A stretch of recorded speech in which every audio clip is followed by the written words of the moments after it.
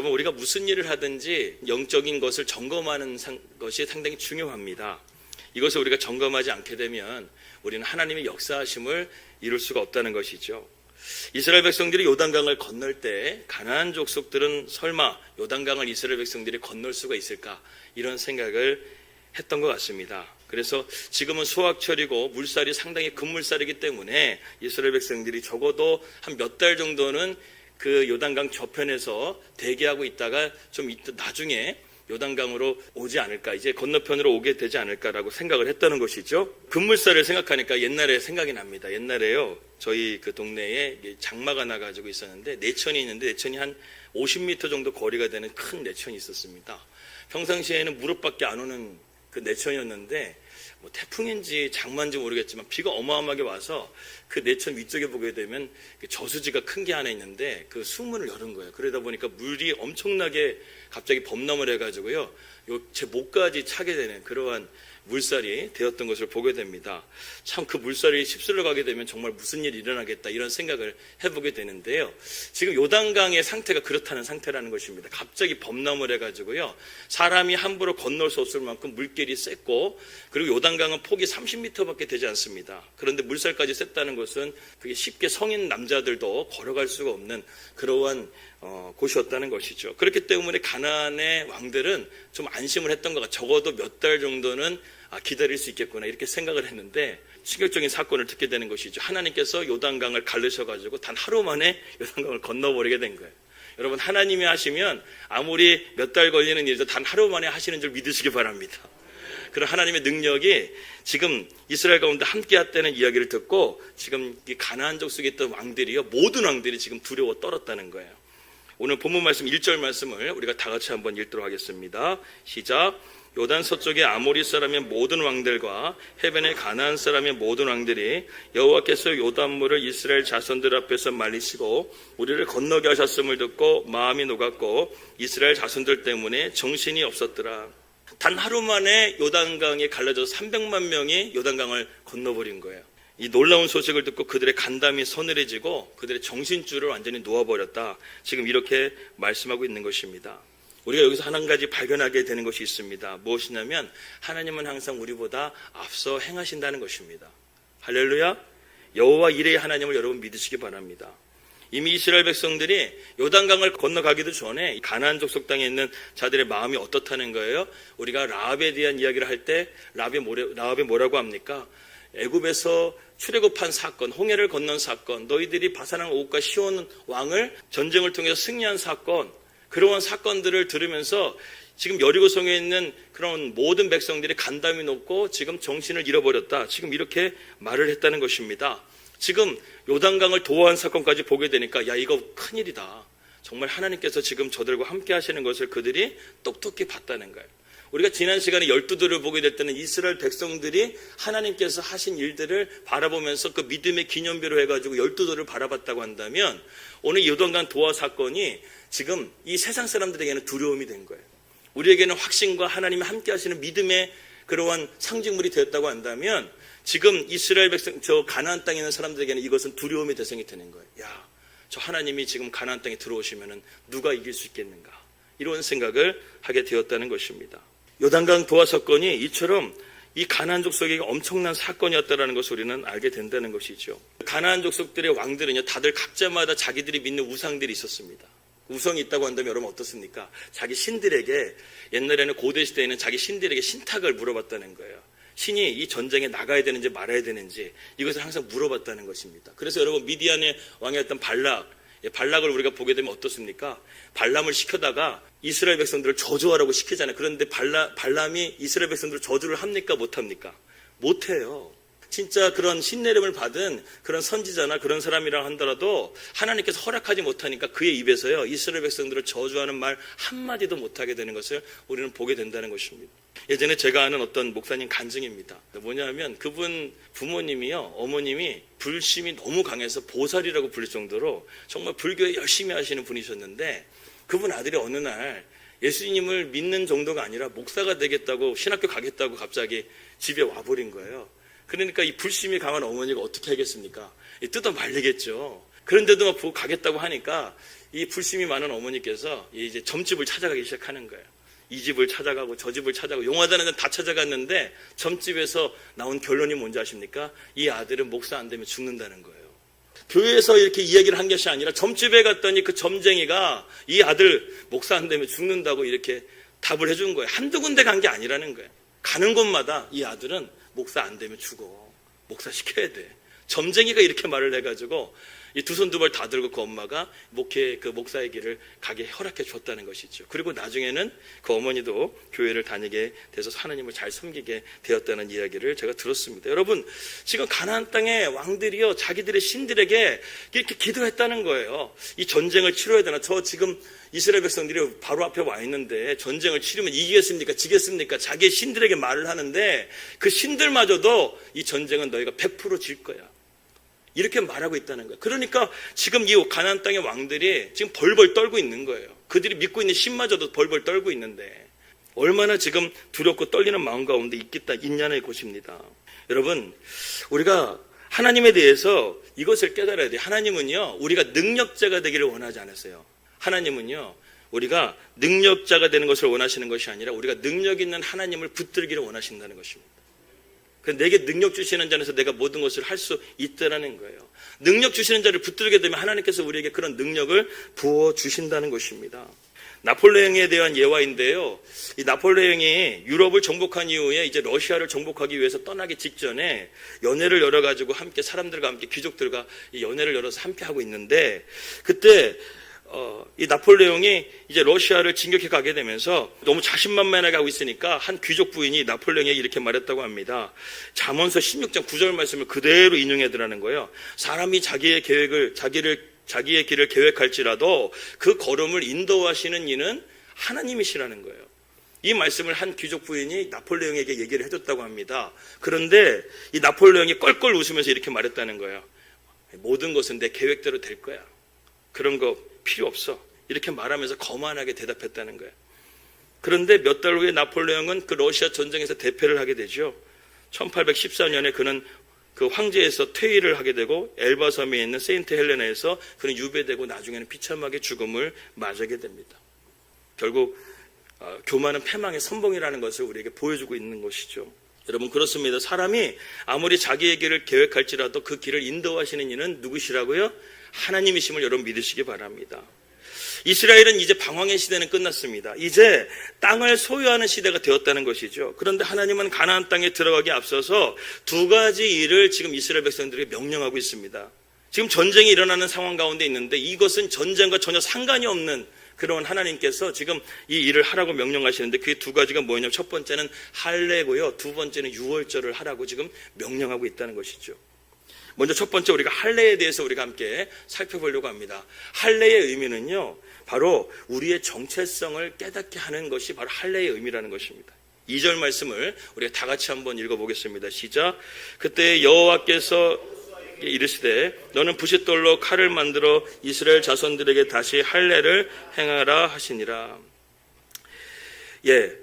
이 할례하고 유월절 이 두 가지 모두는요, 어떤 기억장치입니다.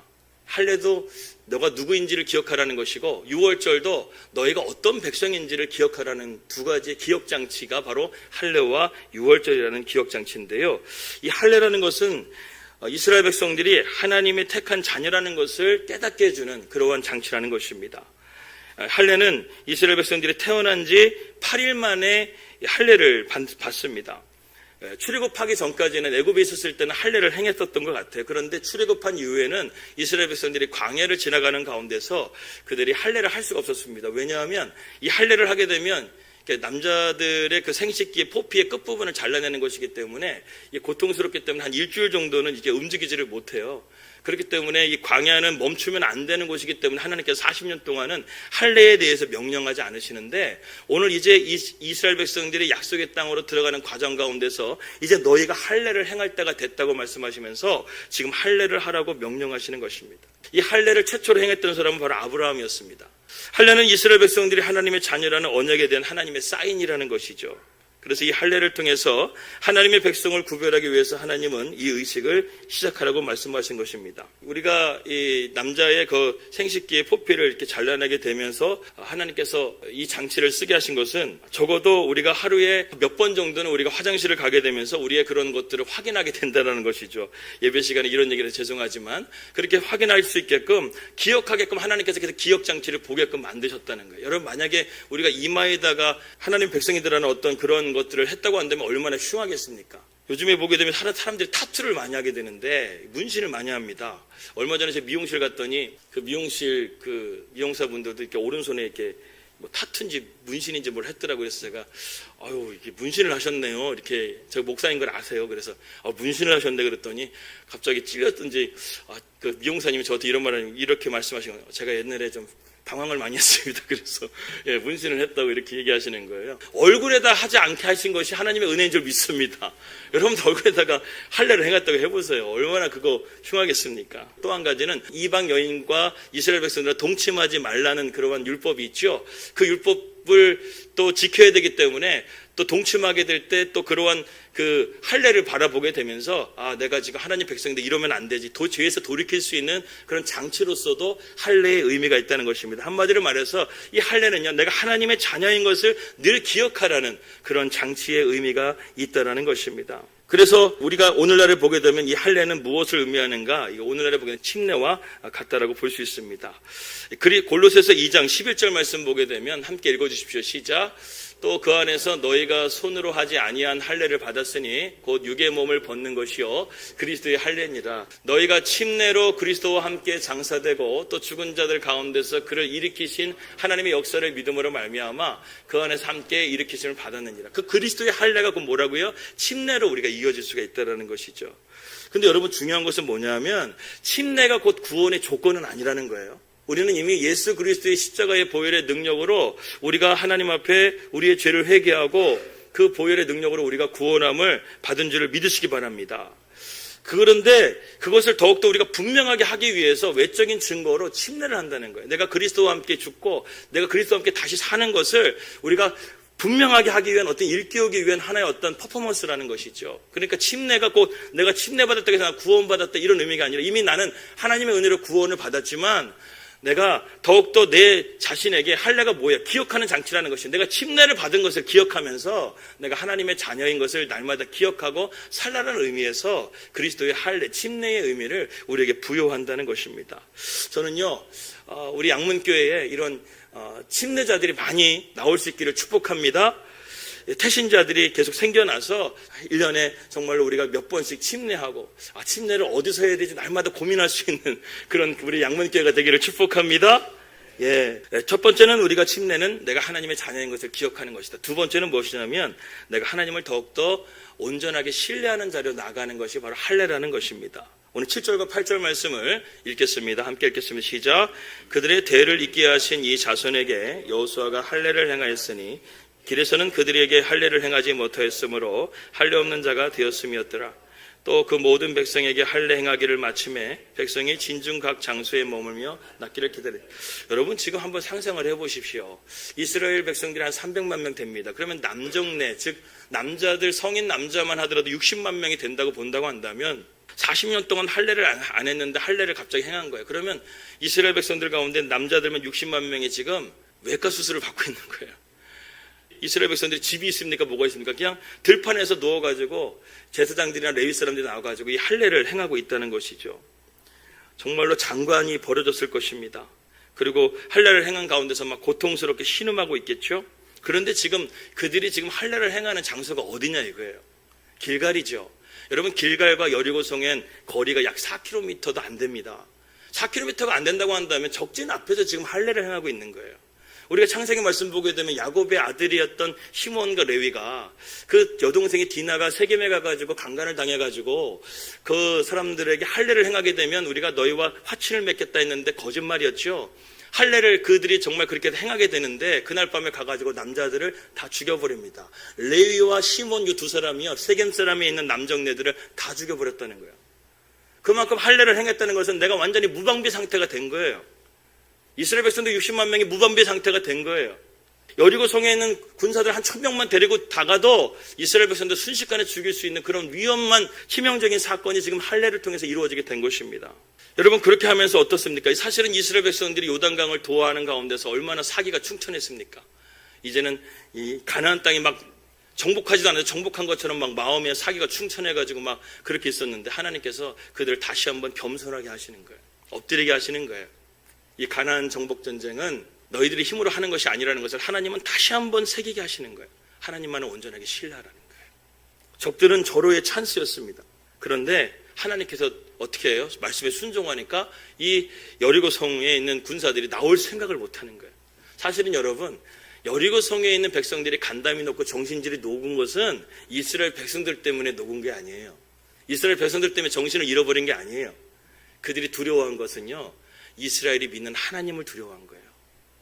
이스라엘 백성들을 두려워한 게 아니에요. 그들이 믿는 하나님은 홍해를 가르시고 광야 40년을 인도하시고 요단강을 도와하시는 그 하나님을 그들은 두려워했다는 거예요. 그래서 그들은 성의 문을 열고 나와서 이 완벽한 찬스, 이길 수 있는 완벽한 찬스를 쓰지를 못하고 있는 거예요. 여러분, 오늘 이 시간도 우리가 예배를 드리고 있습니다. 어떻게 보게 되면 세상 사람들은 지금 자신을 위해서 노력하고 또 일하고 또 사업을 하고 비즈니스 하면서 이 일요일날 어떻게 보게 되면 자기의 어떤 영광을 위해서 살아가는 사람들이 많아요. 어떻게 보면 그들이 볼 때는 우리 그리스도인들이 이 시간 예배에 나와 있는 자체가 어리석은 것 같아요. 할례를 행한 거예요. 우리 무방비 상태예요. 집도 그대로 두고 왔지, 사업장도 그대로 두고 왔지, 내 삶의 영역 가운데 그대로 다 두고 온 거예요. 근데 그걸 누가 지켜주시는 거예요? 하나님이 지켜주시는 거예요. 그렇기 때문에 여러분, 이 안식일 날 이스라엘 백성들이 만나를 받을 때 하나님께서는 토요일 날, 그러니까 그들에게 금요일이겠죠. 토요일 날 만나를 2배로 주시는 거예요. 걱정하지 마라. 내가 너의 삶을 책임져 주시겠다는 거예요. 이런 하나님의 지키심과 보호하심이 말씀 가운데 순종하는 가운데 있다는 것이죠. 이 전쟁은 이스라엘 백성들이 군사력으로 싸우는 전쟁이 아니라는 거예요. 하나님 말씀 가운데 순종함으로 승리하는 전쟁이 바로 이 가나안 땅의 전쟁이라는 것입니다. 그래서 지금 이스라엘 백성들에게 이 할례를 행했다는 것은 온전하게 하나님만을 신뢰하라. 그러면 내가 너희들을 책임져 줄게. 이것을 의미한다는 것입니다. 오늘 이 시간 가운데 우리가 예배로 나온 것은 바로 하나님만을 온전하게 신뢰하기 위해서 나오신 줄 여러분 믿으시기 바랍니다. 그럴 때 여러분들이 두고 온 가정, 여러분들이 두고 온 사업장, 여러분들의 삶의 모든 영역 가운데 하나님이 책임져 주실 줄을 믿습니다. 이제 두 번째로 이스라엘 백성들이 하나님께서 이스라엘 백성들에게 하라고 명령하신 두 번째는 무엇이냐면 유월절입니다. 유월절을 또한 지키라고 하시는 것입니다. 여러분, 유월절을 지키는 영적인 의미가 무엇일까요? 첫 번째는 유월절은 하나님의 은총 의식을 갖게 만든다는 것입니다. 이스라엘 백성들이 바로의 압박과 사슬에서 벗어난 사건이 바로 유월절이라는 것이죠. 그런데 그들의 힘으로 벗어난 것입니까? 아니라는 거예요. 하나님의 은혜 가운데 이스라엘 백성들이 바로의 손에서 죄의 노예에서 벗어날 수가 있게 되었다는 것입니다. 또 요단강을 건넌 것도 이스라엘의 능력으로 된 것입니까? 아니죠. 하나님의 권능으로 요단강을 건너게 되었다는 것이죠. 아직 전쟁은 시작된 것이 아니었습니다. 근데 이스라엘 백성들은 지금 요단강 도하의 사건을 통해서 지금 사기가 충천해가지고 지금 상당히 교만한 가운데 위험한 상태 가운데 있다는 거예요. 그러니까 하나님이 멈추게 하신 거예요. 여러분, 하나님께서 여러분들이 잘 나가고 있는데 갑자기 멈추게 하실 때가 있어요. 그거를 하나님 왜 나를 버리셨을까 이렇게 생각하지 마세요. 여러분들의 영적인 상태를 점검하세요. 내가 정말 잘 나가고 있는데 내가 하나님을 놓치고 가고 있는 것은 아닌가. 하나님의 은혜 없이는 내가 살 수 없는데 하나님의 은혜 없이는 내가 살 수 있다라고 내가 생각하고 나아가고 있는 것은 아닌가. 우리가 이것을 점검하고 나아가야 된다는 것입니다. 6월절의 의미가 그것이에요. 요단강을 건넌 것 너희들이 한 거 아니야. 너희들의 지혜 때문도 아니야.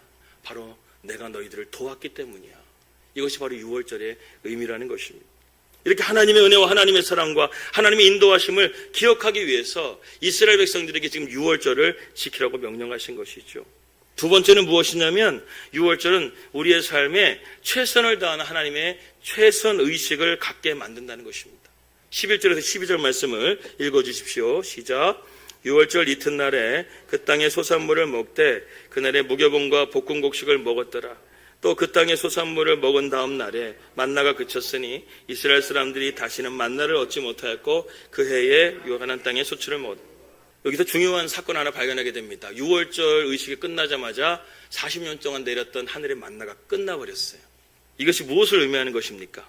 하나님께서요, 이제는 너희가 약속의 땅에 들어가서 너희들이 일해서 삶의 열매를 맺으며 살라는 거예요. 하나님의 말씀에 붙들고 순종하게 되면 내가 너희들과 함께 할 것인데 이제는 그것을 삶 속에서 너희가 경험해 보라는 거예요. 광야는 100% 하나님이 지켜주시고 보호해주는 삶이었어요. 그런데 거기서는 아직까지 이스라엘 백성들이 어떻습니까? 애기와 같은 영적 상태라는 거예요. 그런데 이제 말씀을 가지고 세상으로 나가서 너희가 순종하면서 하나님의 말씀이 정말 살아있는 말씀인지 아닌지를 경험하면서 살라는 거예요. 11조를 들어보라는 거예요. 하나님께서 축복해 주시는지 안 축복해 주시는지 너희가 한번 보라는 거예요. 너희가 또한 말씀 가운데 순종해 보라는 거예요. 정직하게 살아보고 경건하게 살고 하나님을 붙들고 살아가는 인생을 산다고 한다면 하나님께 너의 삶 가운데 복을 주시는지 안 주시는지를 한번 경험하면서 살아보라는 거예요. 여러분, 기독교는 체험의 종교입니다. 그리스도의 십자가가 우리의 가슴 가운데 느껴지는 거예요. 그래서 바울은 이렇게 말하지 않습니까? 갈라디아서 2장 20절 말씀 가운데 내가 그리스도와 함께 십자가를 못 박혀 죽었나니 그런즉 이제는 내가 사는 것이 아니오 오직 내 안에 그리스도께서 사시는 것이라. 이제 내가 사는 것은 나를 사랑하사 나를 위하여 자기 몸을 버리사 하나님의 아들을 믿는 믿음 안에 사는 것이라. 저게 여러분 그냥 지식으로 나온 말씀인가요? 바울이 저렇게 살아가고 있다는 거예요. 내 안에 내가 죽고 내 안에 예수로 살아가고 있다는 거예요. 이러한 삶을 경험하게 되면요, 바울처럼 빌립보서 3장의 말씀과 같이 세상의 모든 것을 다 배설물로 여길 수 있을 만큼 내 주 예수님을 아는 지식이 가장 고상함이라고 우리는 고백할 수가 있게 된다는 것입니다. 여러분은 기적을 믿습니까? 여러분은 하나님을 믿습니까? 어쩌면 우리는 하늘에서 만나가 내리는 기적을 더 보기를 원할지 모르지만 하나님은 그것이 아니에요. 하나님의 능력으로 우리가 믿음으로써 살아가는 것을 하나님은 더 보기를 원하신다는 것입니다. 이 가나안 땅의 전쟁은요, 하나님의 전쟁입니다. 여러분들의 전쟁을 하나님의 전쟁으로 만드시길 바라겠습니다. 그래서 오늘 여호수아서 5장 13절에 15절 말씀 보게 되면 이 전쟁 이스라엘 백성들이 하나님 앞에 정결하게 되고 또 그리고 유월절을 통해서 이러한 하나님 앞에 온전하게 믿음의 모습으로 나가게 됐을 때 어떤 일이 벌어집니까? 하나님의 군대 장관이 여호수아 앞에 등장하기 시작해요. 13절에서 15절까지 함께 말씀을 읽겠습니다. 시작. 여호수아가 여리고에 가까이 이르렀을 때에 눈을 들어본 즉 한 사람이 칼을 빼어 손에 들고 마주 서 있는지라. 여호수아가 나아가서 그에게 묻되 너는 우리를 위하느냐 우리의 적들을 위하느냐 하니 그가 이르되 아니라 나는 여호와의 군대 대장으로 지금 왔느니라 하는지라.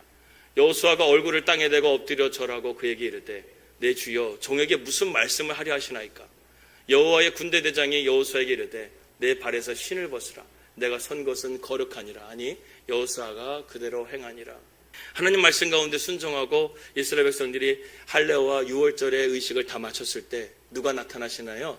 하나님의 군대 대장인데요, 신학자들은 하나님의 군대 대장이 바로 성육신 하시기 전에 예수님의 모습이라고 말씀하고 있습니다. 예수님이 나타나신 거예요. 우리가 하나님의 자녀인 것, 또 우리가 하나님을 온전하게 신뢰하고 또 우리가 유월절을 통해서 하나님의 은혜를 날마다 기억하며 믿음으로 살아가는 삶 속에 누가 함께 하신다는 거예요? 예수님이 함께 하신다는 거예요. 하나님이 함께 하신다는 거예요. 여러분의 전쟁 누가 책임져 주시겠다고 지금 나타나신 거예요? 하나님이 책임져 주시겠다는 거예요. 더 깊은 한 묵상으로 좀 나아가 보도록 하겠습니다. 하나님이 이스라엘을 가나안 땅에 정복하게 하신 것은 그냥 땅을 주시려고 하신 것이 아니었습니다. 그랬다면 홍해도 가르시고 요단강도 가르신 하나님께서 가나안 땅을 그냥 바람으로 훅 불어서 던져버린다던가 지진을 나게 해가지고 그들의 성을 무너뜨릴 수 있는 방법 얼마든지 하실 수 있으세요. 그냥 주시면 되는 거예요. 근데 하나님은 가나안 땅을 한 성씩 한 성씩 다 정복하게 하셨어요. 말씀에 순종하게 되면 하나님께서 우리의 땅을 점점 갈수록 우리의 땅의 지경을 넓혀주신다는 것입니다. 그리고 또 한 가지 의미는 무엇이 있나요? 이방 땅들에게 복음의 기회를 주는 거예요. 나라를 한꺼번에 하나님께서 전멸시킨 것이 아니라 한 성을 정복함을 통해서 그 다음 성들이 하나님을 두려워하고 하나님을 믿는다고 한다면 기브온 족속처럼 살 수가 있었어요. 그런데 이 가나안 족속에서 유일하게 살았던 족속은 기브온 족속밖에 없습니다. 그들은 하나님이 위대함을 알았어요. 우리가 아무리 싸워도 그 상대가 되지 않는다는 걸 알았어요. 그래서 이방 족속이었던 기브온 족속이 거짓말까지 해가면서 이스라엘 백성들에게 엎드립니다. 그러면서 그들이 살게 되는 것을 우리가 보게 된다는 것이죠. 하나님은 어떻게 보게 되면은 이스라엘 백성을 통해서 세상 가운데서 하나님을 경외하는 그러한 백성들이 계속 세워지기를 원했던 것 같아요. 이 말씀이 여호수아서 4장 24절 말씀이 있습니다. 같이 읽겠습니다. 시작. 이는 땅의 모든 백성에게 여호와의 손이 강하신 것을 알게 하며 너희가 너희 하나님 여호와를 항상 경외하게 하려 하심이라. 예, 무슨 뜻이죠? 이스라엘 백성을 통해서 하나님의 손이 강하신 것을 이방인들에게 알게 하시기 위했다는 것이요. 저는 여러분들이요, 하나님의 위대하심을 증거할 수 있는 하나님의 백성들이 되기를 축복합니다. 여러분들을 통해서 하나님이 얼마나 위대하신지, 하나님이 얼마나 강하신지, 하나님이 얼마나 능력이 많으신지를 증거할 수 있는 여러분들이 되시길 바랍니다. 어느 집사님이 까다로운 시어머님을 모시고 살았다고 합니다. 시댁이 영적으로 너무나 어둡고 또 너무나 힘들어가지고 하나님 앞에 늘 이렇게 하소연했다는 거. 하나님 도대체 언제 저 시댁이 변합니까? 하나님 언제 저 시어머니가 변합니까? 이렇게 기도했다는 거예요. 나중에 하나님이 기도를 바꿔주시더라는 거. 하나님이 이렇게 말씀하시는 거예요. 너는 왜 자꾸만 상황을 바꿔달라고 하냐? 네가 한번 바뀌어보라는 거예요. 기적을 보여달라고 기도하지 말고 너 자신의 영적 상태를 한번 돌아보고 네가 정말 주님과 함께 바른 관계를 맺고 살아가고 있는지, 너의 삶의 진정한 주인이 누구인지를 한번 점검해 보라는 것입니다. 이것이 조금 어긋났다고 한다면 바로 하고 그것을 바른 관계를 맺게 되면 주님께서 그 문제를 해결해 주신다는 것이죠. 오늘 이 말씀의 요지가 이것입니다. 상황을 바뀌기보다 하나님은 먼저 이스라엘 백성들의 마음이 바뀌기를 원했던 거였어요. 하나님 앞에 겸손하고 또 하나님을 온전하게 신뢰하고 믿음으로 나아갈 수 있는 그러한 이스라엘 백성들이 되기를 원했다라는 것입니다. 우리는 더 이상 죄의 노예가 아닙니다. 옛 모습으로 돌아갈 필요가 없습니다. 우리는 하나님의 자녀이고 택한 백성이고 구원받은 자녀인 것을 여러분 기억하시기 바랍니다. 여러분, 마귀는요, 우리에게 항상 이것이 아니라고 우리를 속삭입니다. 여러분, 그 말에 속지 마세요. 그 증거가 무엇입니까? 바로 십자가라는 거예요. 우리가 하나님의 자녀인 것을 분명하게 보여주는 사건이 바로 십자가 사건이라는 것이죠. 나를 사랑하사 나를 위하여 자신을 보내신 하나님의 아들을 내가 믿는 것, 정말 진짜로 이 말씀이 믿어지게 되면 우리의 마음에 하나님의 할례가 이루어지게 된다는 것입니다. 주님과의 관계가 바르게 이루어지게 된다는 것이죠. 그러면 하나님의 군대대장 되시는 우리 예수님께서 우리 인생 가운데 앞서가시면서 우리의 삶을 하나님께서 복되게 인도해 주신다는 것입니다. 여러분, 의심하지 말고 믿음으로 나아가시기를 축복합니다. 그리고 믿음으로 순종하시기를 축복합니다. 이 시간 우리 가슴에 한번 이렇게 손을 얹어 보실까요? 가슴에 한번 손을 얹고 우리 함께 눈을 감고 이렇게 고백합시다. 예수님은 정말 나와 함께 계십니다. 예수님은 내 안에 계십니다. 여러분, 눈을 감은 상태로 이 시간 기도하길 원합니다. 의심하지 말고 여러분 믿음으로 나아가십시오. 그리고 순종하십시오. 주님이 내게 말씀하시면 내가 나가겠습니다. 주님이 가라 하시면 내가 가고 멈추라 하시면 내가 멈추겠습니다. 15절 말씀 가운데 여호수아가 자신의 심을 벗고 나는 주님의 종이라고 말했습니다. 여러분, 주님이 우리보다 앞서가십니다. 그렇기 때문에 여러분, 우리가 항상 우리의 삶 가운데 우리의 행동이 먼저 가기보다 우리의 믿음이 먼저 갈 수 있기를 축복합니다. 그렇게 될 때 주님이 앞서가시면서 우리 앞에 있는 모든 어려운 문제들 또 막막한 장애물들이 주님께서 하나하나씩 우리를 정복하게 하시고 승리하게 하실 줄을 믿습니다. 우리 함께 시간 가운데 기도할 때 하나님, 오늘 그러한 주님을 내가 믿음으로 붙잡고 나갑니다. 행동이 앞서기보다 정말 내가 믿음이 앞서게 하여 주시고 신실함이 먼저가 될 수 있는 우리의 삶이 되게 해달라고 이 시간 가운데 우리 주여 한번 외치고 함께 기도하도록 하겠습니다. 주여!